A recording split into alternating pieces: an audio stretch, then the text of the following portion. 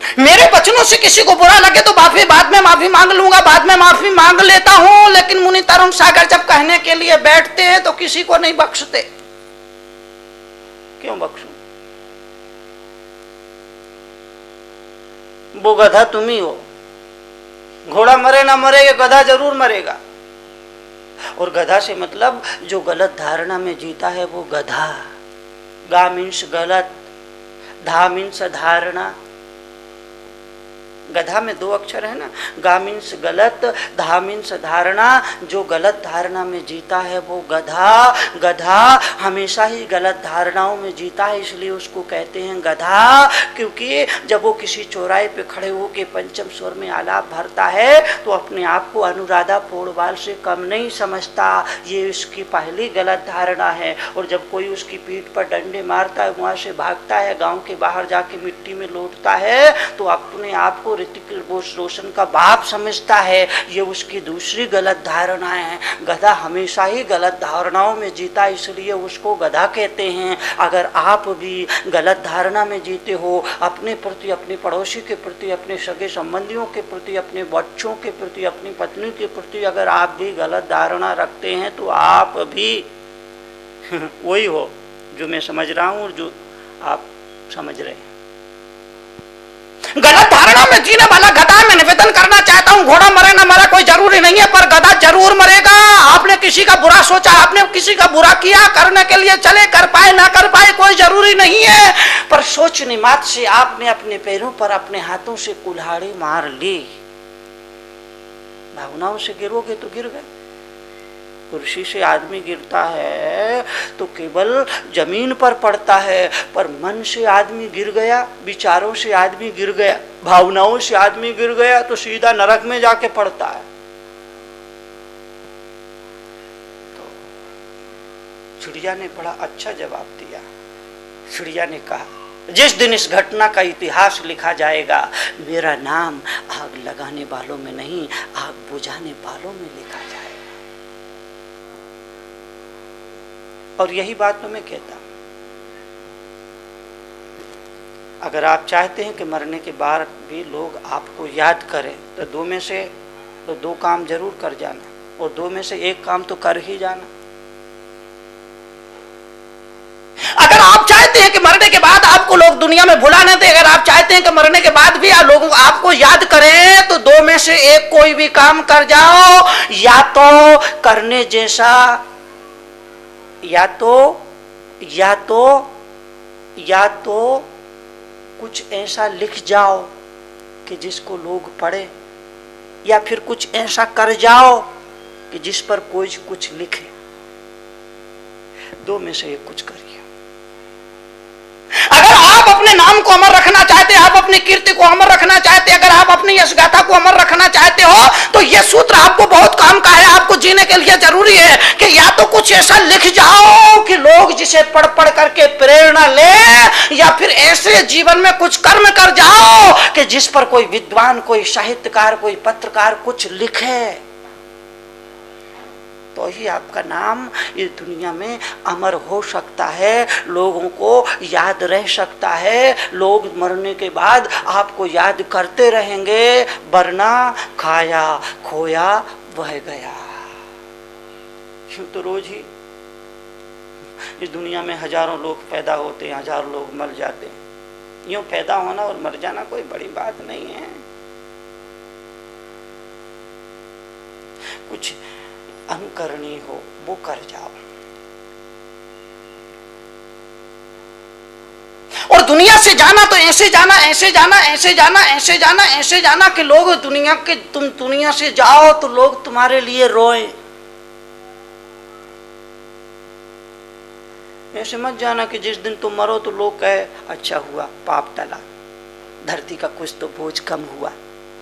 अगर ऐसा जीवन जिया तो समझना कि तुमने अधर्म का जीवन जिया है, अनीति का जीवन जिया है, अन्याय का जीवन जिया है, पाप का जीवन जिया है, औरों को रुला रुला करके जीवन जिया है।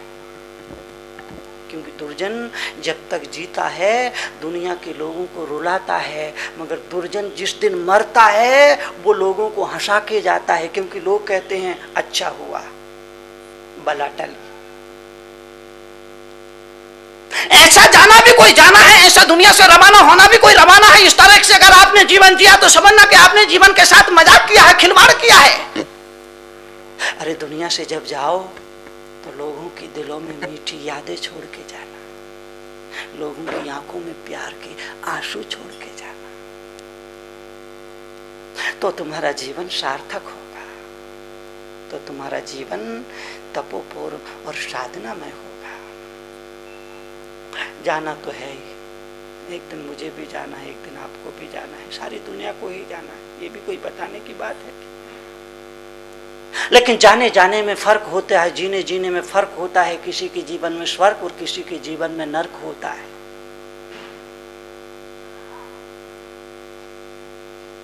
जाने जाने में जो फर्क होता है वो फर्क को समझ लेना। इसलिए मैं निवेदन करूंगा कि दुनिया से जाओ, दुनिया से जाओ, दुनिया से जाओ, दुनिया से विदा लो, दुनिया से विदा लो तो लोगों के दिलों में मीठी मीठी यादों को छोड़ जाना और दुनिया वालों की आंखों में प्यार के आंसू छोड़ जाना।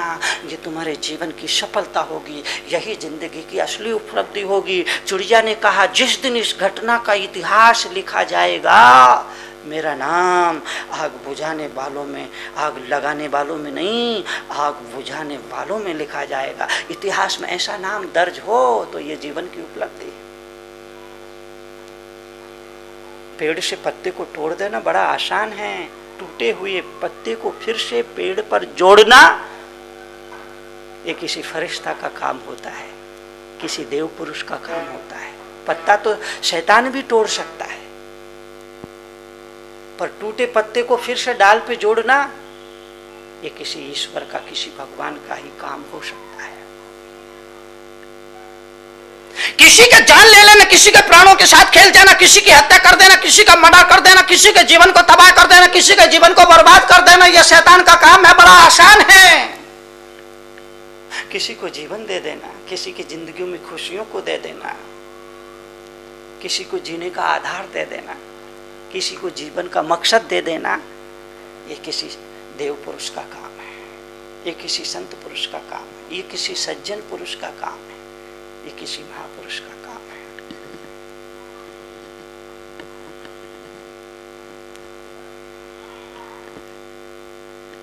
ऐसे कुछ काम करो, तुम्हारी आत्मा तुम्हें धन्यवाद दे।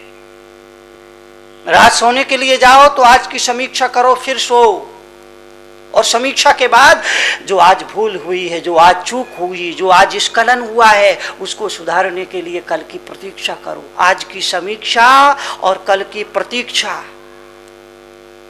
इस जीवन को सम्यक बनाने का फार्मूला है। रात सोने से पहले, रात बिस्तर पर सो, रात सोने से पहले, बिस्तर पर जाने से पहले आज की समीक्षा जरूर करिए, हलार करिए। कहाँ कहाँ स्खलित हुई, कहाँ कहाँ चूके, कहाँ कहाँ भूल हुई, कहाँ कहाँ गलती हुई, उसकी समीक्षा जरूर करें। अच्छा क्या हुआ, बुरा क्या हुआ, उसकी समीक्षा जरूर करें। और जहाँ जहाँ आज चूक हुई है, भूल हुई है, टूटी हुई है, स्खलन हुआ है, उस कमी की भरपाई के लिए कल की प्रतीक्षा करें। समीक्षा और प्रतीक्षा चलती रहेगी तो जीवन बर्बाद नहीं हो सकता, जीवन बिगड़ नहीं सकता, जीवन सुधर जाएगा, जीवन महक जाएगा, जीवन उन्नत बन जाएगा, जीवन ऊंचा हो जाएगा। पर समीक्षा और प्रतीक्षा आपको ही करना पड़ेगी ना, कौन करेगा? अपनी जिंदगी के लिए तो आपको ही चिंता करना पड़ेगी। माँ बाप कहाँ तक चिंता करेंगे? ना समझ हो, नादान बच्चा हो तो माँ बाप चिंता कर लेंगे, गुरु चिंता कर लेंगे, पर एक दिन तो आपको खुद को ही चिंता करना पड़ेगी। दूसरे की चिंताएं हमारे काम आती भी नहीं, हमारी अपनी ही चिंताएं, हमारे अपनी ही समस्याओं के समाधान हमारे अपने काम आते हैं।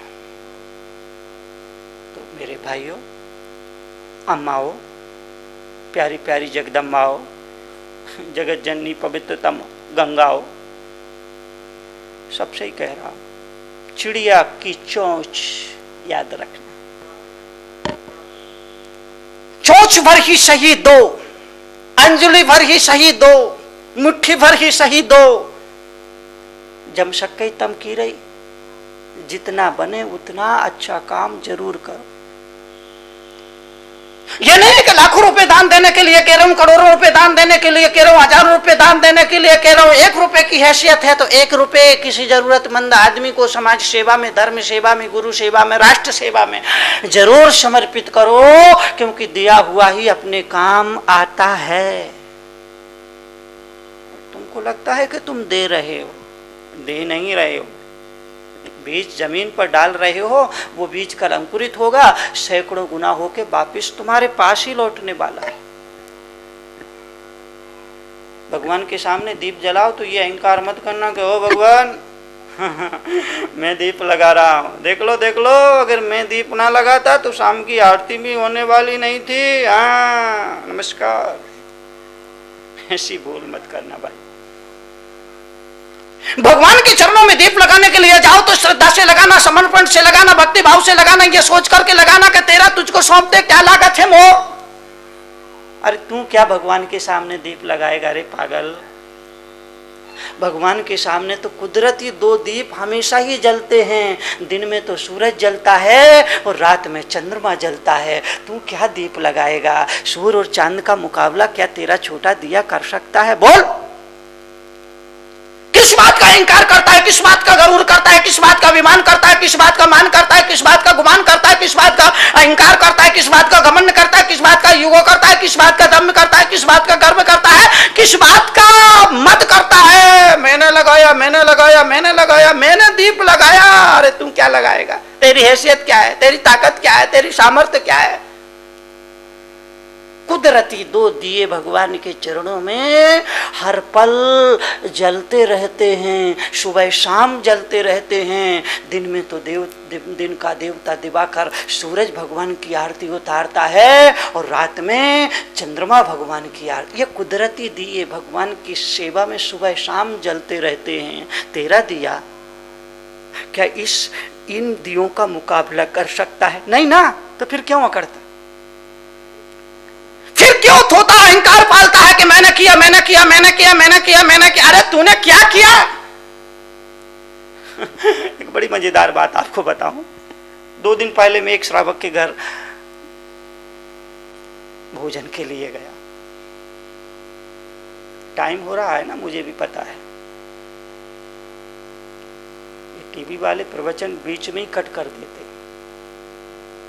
2 दिन पहले मैं एक श्रावक के यहाँ भोजन के लिए गया, मैं भोजन कर रहा था। वो भोजन श्रावक मुझे भोजन करा रहा था। भोजन कराते कराते बार बार कह रहा था, मुनि जी मैंने आपको यहाँ बुलाया, मुनि जी मेरी चाहत थी कि आप यहाँ पर आए, मुनि जी मैं आपके साहित्य को पढ़ता हूँ, मुनि जी मैं आपका प्रवचन टीवी पर सुनता हूँ, मुनि जी मैं आपकी अहिंसा महाकुंभ जो विचारों की प्रतिनिधि पत्रिका उसको वर्षों से अपने घर बुलाता हूँ, पढ़ता हूँ, उसका प्रचार प्रसार करता हूँ। मुनि जी मेरा प्रयास, मुनि जी मैंने कहा चुप, पहले मुझे शांति से भोजन कर लेने दे, फिर मैं तेरे से निपटता हूं। क्या मैं रखा है तूने। बोले अच्छा। मैंने भोजन किया, आहार लिया, फिर मैंने उसको बुलाया। मैंने कहा अब बोल, तू क्या बोल रहा था। मैं वो बकरी का आया, बुला उस बकरी को। मैंने कहा तू ये सोचता है कि तूने मुझे खिलाया तो ये तेरा भ्रम है, ये तेरा अहंकार है। तो कह रहा था ना मैंने आपको आहार किया, मैंने आपको आहार दिया, मैंने आपको पहले भी आहार दिया था, मैं आपको बाद में भी आहार दूंगा। मैंने कहा तू क्या मुझे आहार देगा। तेरी ताकत नहीं है कि तू मुझे भोजन करा सके, मुझे आहार दे सके। सच्चाई तो ये है कि इस दाने पर मुनि तरुण सागर का नाम लिखा था, मैं अपने नाम लिखा, अन्न खाने के लिए आया हूं। तूने इसमें क्या किया। सच्चाई को जानना कि इस भोजन पर, इस दाने पर, इस अन्न पर मुनि तरुण सागर का नाम लिखा हुआ था। मुनि तरुण सागर के नाम की मोहर लगी थी। मैं अपने नाम की मोहर लगा दाना खाने के लिए आया हूं। और मैं तुम सबसे भी कहना चाहूंगा, सुन लो कान खोलकर। तुम्हारे घर कोई अतिथि आए, मेहमान आए, उसे भक्ति भाव से भोजन कराना, पर यह अहंकार मत पालना कि मैं करा रहा हूं, मैं खिला रहा हूं। तुम क्या खिलाओगे। आने वाले अतिथि अपने नाम की मोहर लगा दाना खाने के लिए आया है, इसलिए अहंकार मत पालना, पर चोंच में भर करके कुछ न कुछ समर्पित जरूर करना। समाज सेवा के लिए, धर्म सेवा के लिए, राष्ट्र सेवा के लिए और किसी जरूरतमंद भाई बहन की सेवा के लिए। चोंच भर भी अगर तुमने दिया वो तुम्हारा अपना है, बाकी भंडार भरे पड़े रह जाएंगे और तुम एक दिन